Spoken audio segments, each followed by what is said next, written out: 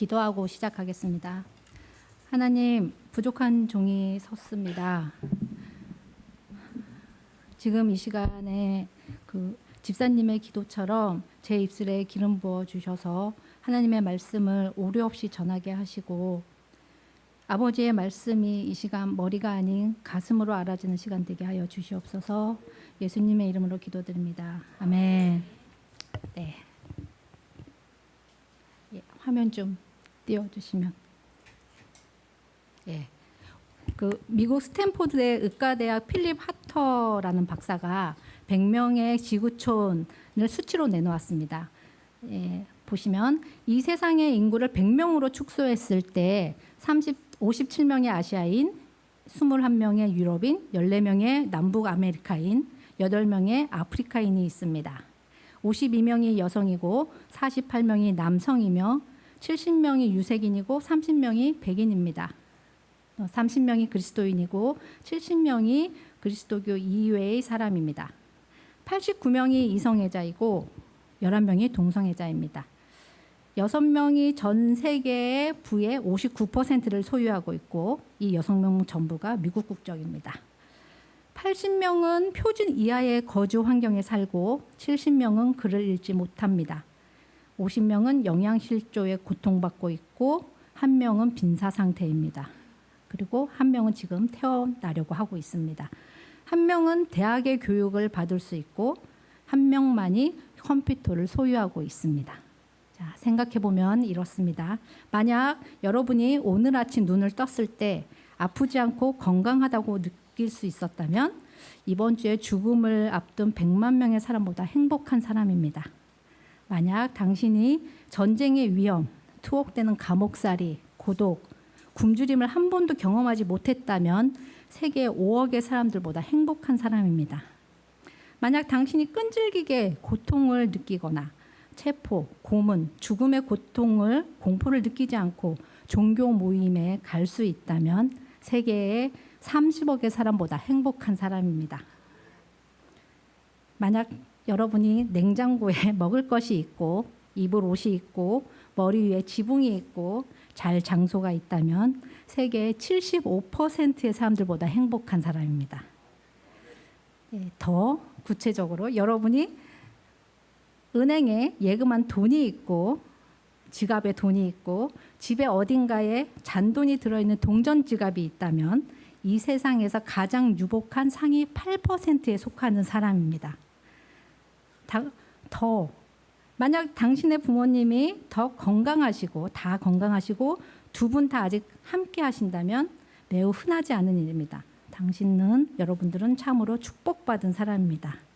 자, 이게 예전의 글입니다.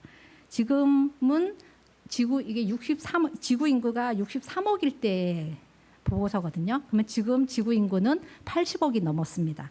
그러면 대한민국은 그렇고 그리고 대한민국은 그때보다 더 잘 사는 나라가 되었습니다. 그러면 우리는 더 상대적으로 더 행복한 지점에 서 있을 것입니다. 근데 우리는 실감하지 못하고 있죠. 이런 이야기가 있습니다. 7살 아이가 사과를 하나 이웃집 아주머니에게 받았는데 고맙습니다 라는 인사가 없었습니다. 그러니까 아이 엄마가 아이를 무섭게 불렀습니다. 다른 분이 사과를 줄 때는 뭐라고 해야 되지? 아이가 한참 생각하더니 껍질을 벗겨주세요 라고 했다네요. 자, 우스갯소리 같지만 이게 저희가 하나님 앞에서 우리 모습은 아닐까 돌아보게 됩니다. 예. 그렇다면 하나님 앞에서 감사를 표현하는 우리의 태도는 어떠해야 할까요? 오늘 추수감사절입니다. 그래서 추수감사절을 맞자 감사에 대해서 성경에서 말씀하는 바를 나눠보려고 합니다. 매년 11월 셋째 주 오늘입니다. 대부분의 한국교회가 추수감사절로 지내는 주일입니다. 추수감사절의 유래를 잠깐 생각해 보면 17세기로 거슬러 올라갑니다. 1620년 9월에 영국 국교의 핍박을 심하게 받던 청교도인 102명이 신앙의 자유를 찾아서 메이플라워호라는 배를 타고 2달 동안의 항해를 거쳐서 신대륙, 미국 동부에 상륙했습니다.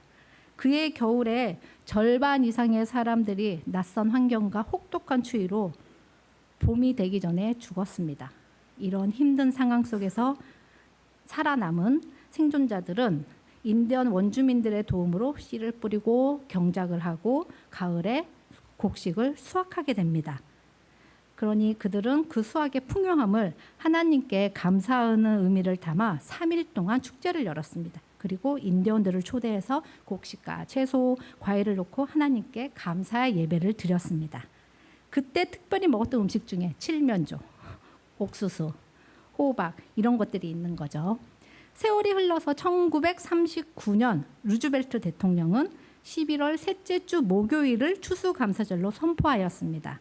지금 현재 미국에서 가장 큰 명절 연휴입니다.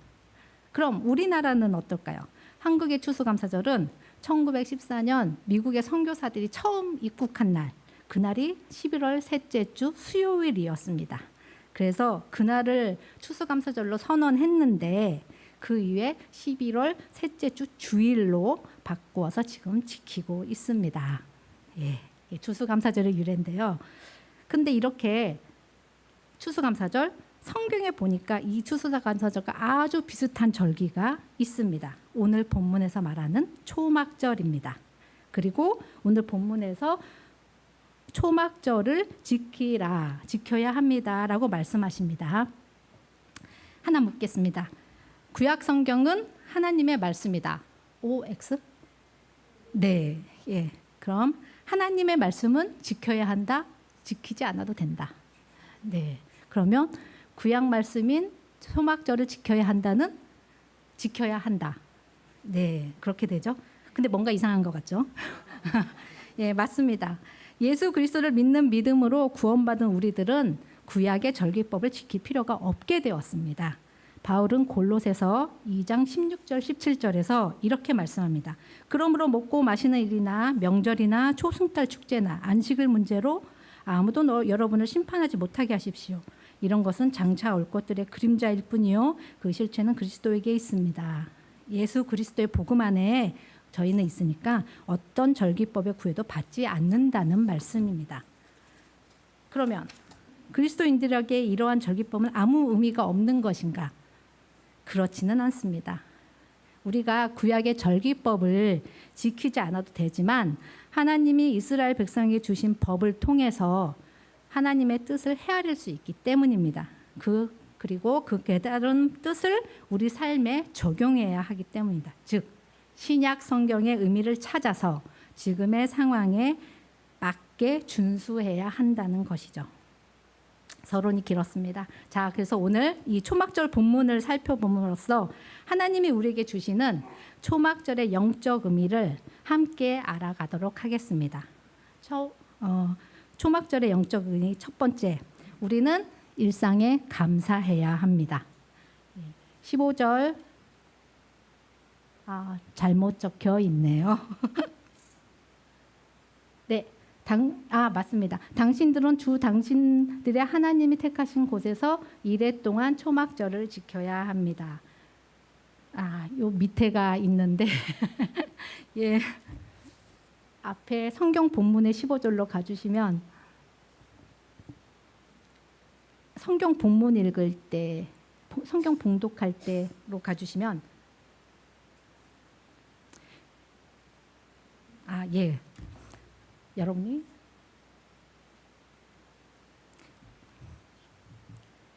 제 성경책으로 읽겠습니다.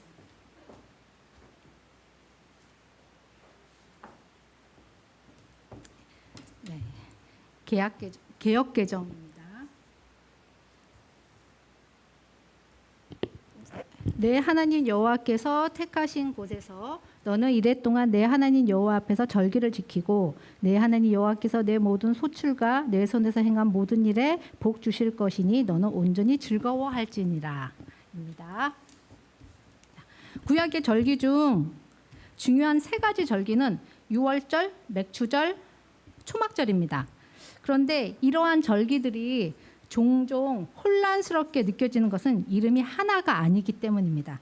예를 들면 맥추절은 칠칠절이고 초막절은 수장절, 장막절이고 유월절은 무교절입니다. 그런데 하나의 절기에 두 개 또는 세 개의 이름을 가지게 된 건 절기 속에 농경적인 요소와 역사적인 요소가 결합되어 있기 때문입니다. 사실 이스라엘 민족은 유목민들이죠.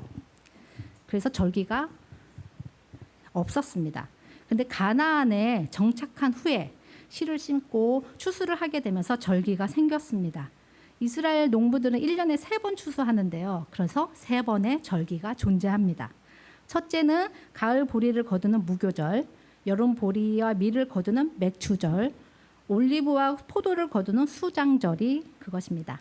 이 절기들은 역사적인 사실과 같이 합니다. 그래서 무교절은 아시죠? 출애굽에 일하는 역사적인 사실과 같이 해서 6월절, 맥추절은 시내산에서 계명을 받은 역사적인 사실과 결합해서 77절이 됩니다. 그리고 마지막 추수를 축하하는 수장절은 이스라엘 광야 생활이라는 역사와 결합해서 초막절이 된 것이죠. 초막절은 한 해의 마지막 수확을 하는 절기입니다. 그래서 올리브와 포도 이렇게 수확한다고 하는데 사실은 모든 곡식을 수확하여 수장한다고 해서 저장한다고 해서 수장절이라고 불립니다.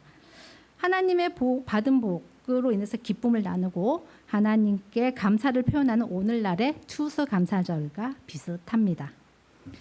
물론 우리 중 많은 분들이 농사를 짓지는 않습니다. 그러나 달력 한 장 남은 지금 11월에 지나온 한 해를 돌아보며 우리는 우리를 먹이시고 입히신 하나님의 풍성한 은혜와 사랑에 감사할 수 있습니다. 광야 같은 우리의 척박한 인생 가운데 따스한 햇살과 은혜의 담비를 내려주심에 감사할 수 있습니다. 우리의 불충함과 부덕함에도 불구하고 살게 하셨습니다. 어떤 분들은 내 현재와 사회 여건이 감사하기 어렵다고 하실지 모르겠습니다.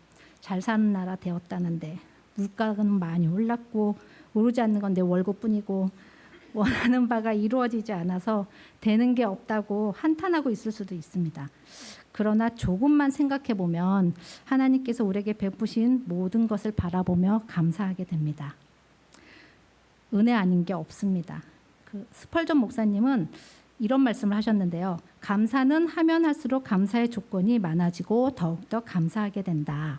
감사는 감사를 부르고 불평은 불평을 부른다.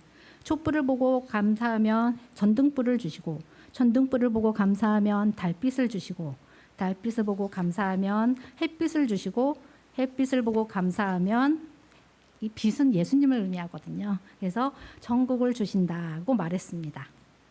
감사는 더 큰 감사를 부릅니다. 여러분, 당연한 것은 없습니다. 부모의 사랑이 당연하지 않고 배우자의 배려가, 아내의 상차림이 당연하지 않습니다. 매일 일상을 지내고 제가 그 밤에 성찰일기를 쓰면서 감사한 일을 적으면서 알게 된 게 있습니다. 내가 참 어리석구나. 내가 가진 것은 당연하다 여기고 자꾸 남의 것만 부러워하였구나. 그래서 찬송가 가사처럼 받은 복을 세어보니 참 크신 복을 알게 됩니다. 당연하다는 생각이 드는 순간 감사를 잃어버립니다. 그러니 옆에 사람과 비교하지 마시고 눈을 들어 보십시오. 하나님이 이끄시는 것이 보이실 겁니다. 매일 나가는 인터뷰를 보십시오. 매일 함께하는 때로는 밉지만 사랑스러운 자녀와 가족을 보십시오. 당연해 보였던 것들이 모두 하나님의 선물이었습니다. 그래도 아니요, 감사할 게 없는 것 같은데요 하시는 분들은 나를 구원하신 예수님을 보십시오. 예수님으로 인해 나는 구원받은 사람입니다. 내가 무엇이라고 나를 사망에서 건지시려고 하나님이 인간이 되셔서 나 대신 수치와 모멸의 십자가를 지셔야 하셨습니까? 예수님의 견디심으로 우리는 하나님의 자녀가 되었습니다. 그렇게 구원받았습니다. 이것이 하나님의 자녀된 우리가 다른 무엇이 없다고 하더라도 일상에서 감사할 이유입니다. 우리는 하나님이 우리에게 주신 것으로 온전히 즐거워해야 합니다. 초막절의 영적 의미 두 번째는 우리는 고난 중에 감사해야 합니다. 아까 그 15절 주시면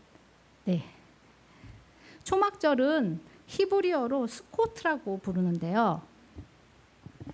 스콧은 초막, 장막, 임시가옥 이런 뜻입니다. 텐트죠, 텐트. 이 단어의 유래는 흥미롭게도 야곱에게로 거슬러 갑니다. 그래서 창세기 33장 17절에 보시면 야곱은 숫곳으로 갔다. 거기서 야곱은 자기들이 살 집과 짐승이 바람을 피하 우리를 지었다. 그래서 그곳 이름이 숫곳이 되었다. 예, 이 숫곳은 야곱이 외삼촌 라반의 집에서 돌아와서 처음 정착한 곳입니다. 그리고 이스라엘 백성은 애굽에서 나올 때 처음 진을 친 곳입니다. 그러니까 이 광야에서 유목 생활과 연관이 있는 절기 이름이 초막절이라는 것이죠. 초막절을 지키라는 말씀은 그래서 광야 생활 때 하나님이 주신 이스라엘 백성이 주신 말씀입니다. 그리고 그 후로도 이스라엘 백성들은 이 초막절을 지키기 위해서 자신의 집을 떠나 야훼의 초막을 짓고 일주일 동안 초막 안에서 생활을 했습니다. 이때 중요한 규칙이 있는데 잎을 엮어서 지붕을 만들 때 밤에 별이 보이도록 공간을 유지해야 합니다. 그러니까 광야 때에 지붕 없이 그 사막에서 머물렀던 때를 상기하기 위함이라고 합니다. 이렇게 초막절을 지켜라 하는 이 말씀을 하나님은 왜 하셨을까요? 40년간의 긴 광야 생활 동안 그들을 돌보신 하나님의 은혜를 기억하도록 하기 위함이었습니다. 이스라엘 백성이 애굽에서부터 해방되어 광야로 나왔을 때 그들에게는 거할 장소가 처소가 없었습니다. 홍해를 건너는 하나님의 기적을 보았던 그들이었지만 광야에서 그들의 마음은 또다시 걱정으로 조마조마했을 겁니다. 뜨거운 광야 이 태양을 어떻게 피하지? 이 뼈를 파고드는 이 추위를 어떻게 피하지? 그 메마른 땅에서 음식과 마실 물은 또 어디서 구하지? 어쩌면 그들은 광야를 걷다가 죽을 줄을 모른다고 생각했을 것입니다.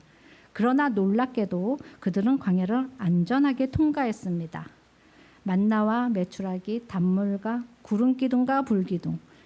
여러분 출애굽기 읽으셔 다 아시죠? 이 모든 것은 당신의 백성을 향한 하나님의 보살핌이었습니다.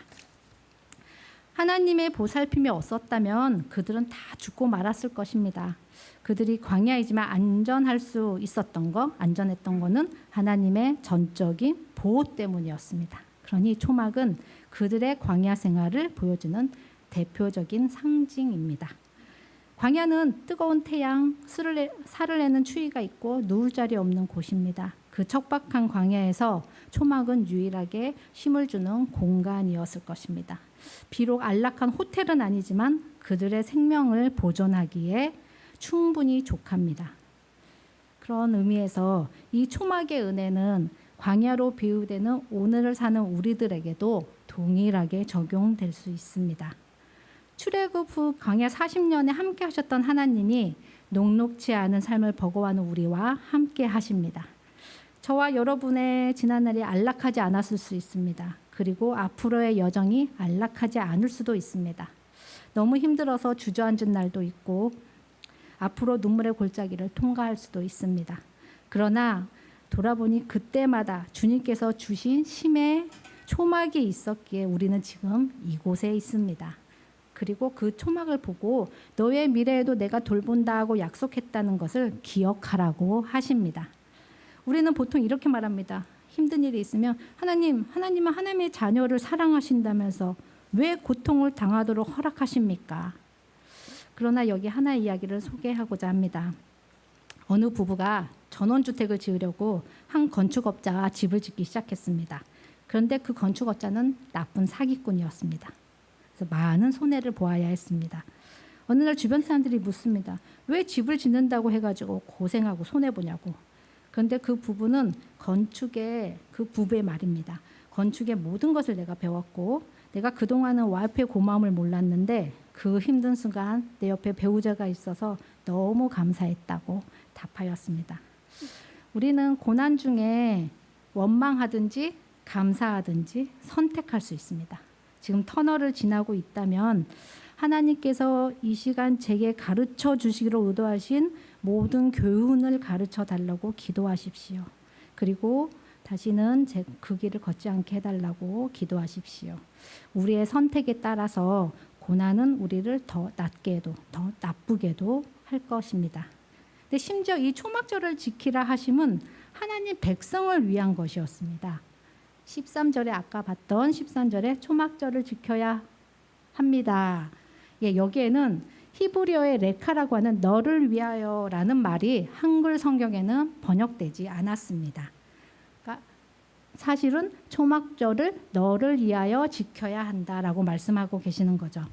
하나님께서 과거에 자기 백성을 어떻게 인도하셔서 지금까지 오게 했는지를 기억하며 그 절기를 지키는 것이 하나님을 위해서가 아니라 하나님 백성을 위한 일이라는 것입니다. 무엇을 지키라고 하는 게 귀찮다고 여겨질 수 있는데 초막절은 하나님의 백성이 신앙을 새롭게 하기 위해 마련해 주신 조치임을 알 수 있습니다. 그러니 우리는 광야에서 주신 이 초막의 은혜를 감사해야 합니다. 세 번째, 감사는 약한 자, 소외된 자와 함께 나누는 것으로 표현되어야 합니다. 14절입니다.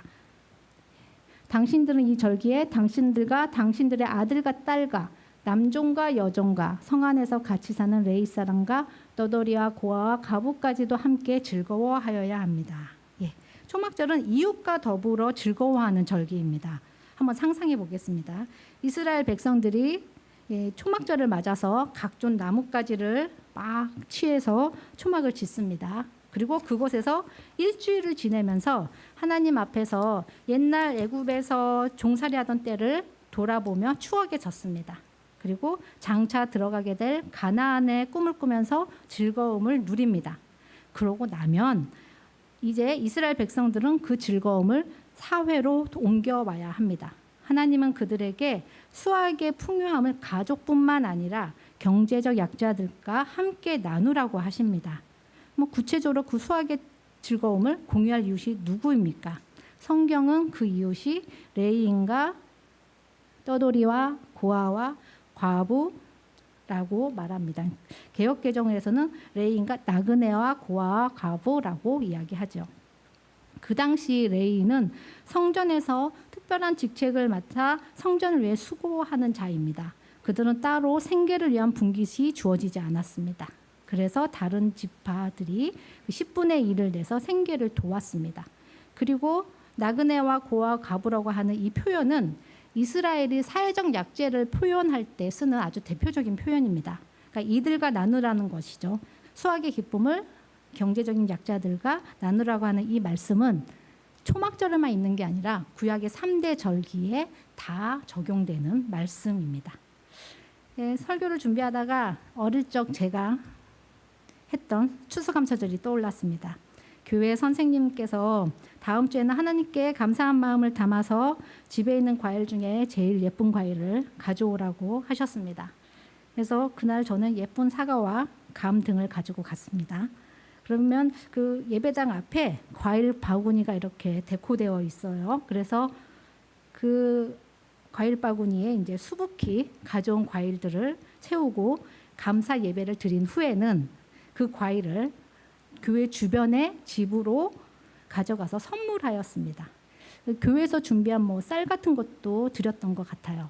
그러니까 이 초막절의 정신을 이은 그 추수감사절을 제가 어릴 때 주일학교에서 그렇게 가르쳤던 것 같습니다. 또는 그 미국에 유학 간 친구한테서 이런 이야기도 들었습니다. 추수감사절에는 갈 데 없는 이 동양인 유학생인 자신을 미국 가정에서 초대해서 함께 보낸다고요.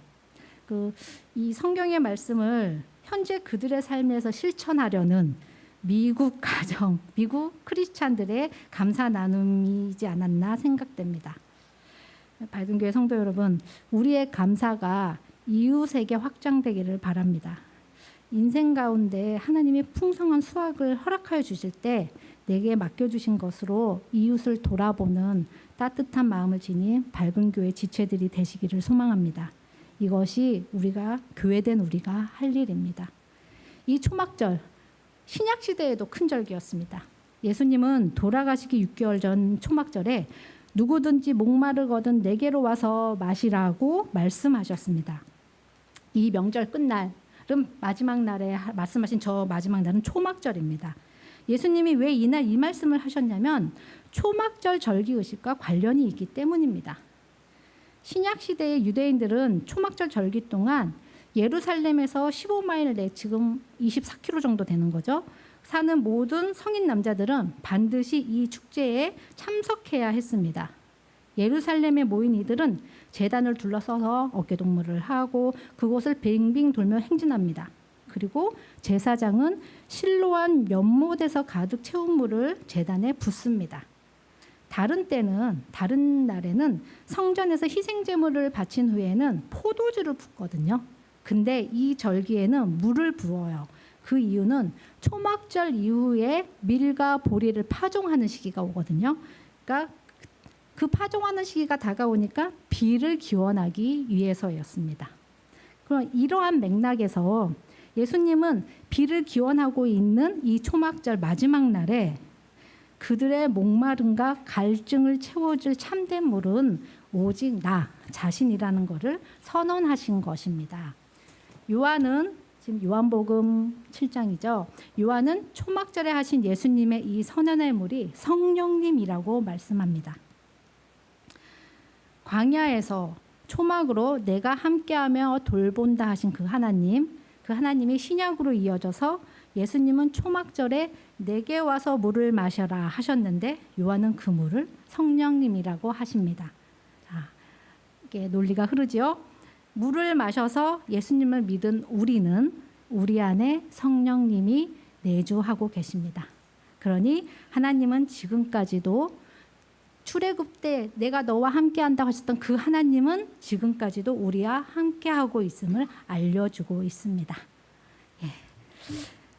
동영상 하나 보여드리려고 하는데요. 이 동영상으로 말씀을 마치겠습니다. 우리가 너무도 잘 아는 이지선 자매님, 혹시 모르시는 분이 있다면 교통사고로 전신에 3도 화상을 입고 40여 번의 수술을 해서 간신히 목숨을 건지시고 살아계신 분입니다. 이분이 어떤 감사를 말씀하시는지 한번 보겠습니다.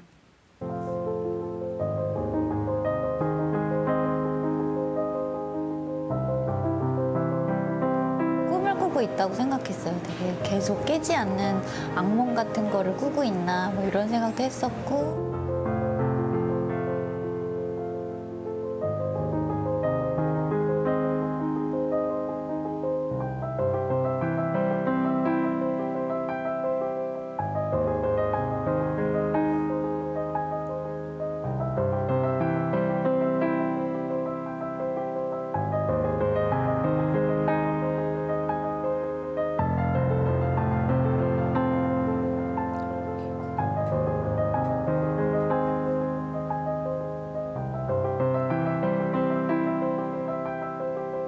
절망스럽고 뭔가가 상황이 계속 나빠지고 있는 상황들이 계속되고 있었으니까. 근데 그런 상황 중에서 이렇게 다시 희망을 꿈꾸게 된 건 저는 감사를 찾은 일이 가장 큰 일이었던 것 같아요. 그래서 하루에 한 가지씩 이렇게 감사할 거리를 막 찾았어요. 하루 종일 오늘은 어떤 걸 감사할까 막 이렇게 몇 달을 이제 침대에 누워 있다가 처음 이제 몇 발자국 제가 발 디디고 걷고 또 그 다음 날은 또 몇 발자국 더 걸어서 내가 화장실까지 내 발로 간 그날 감사하고 환자복에 단추구멍 처음 이제 하나 채우는데 몇 분이 걸렸지만 그래도 이 손으로 다시 단추 채울 수 있어서 감사하고 다른 데는 이제 피부가 없으니까 씻을 수가 없잖아요. 엄마랑 발 씻으면서 우리 씻을 수 있는 발이 있어서 감사하다고 막 이렇게 그랬어요.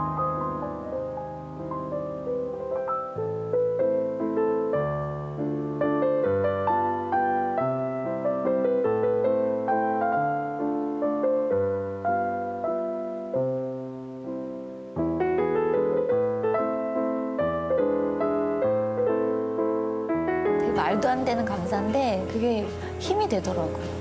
정말 자꾸 입술로 감사하다고 말하다 보니까 맞아, 오늘의 작은 변화가 있었어. 이런 생각이 이제 보이기 시작하는 거. 그러면서 이게 내일 또 다른 감사거리가 나의 내일에 있겠구나. 그런 희망이 생기기 시작했던 것 같아요.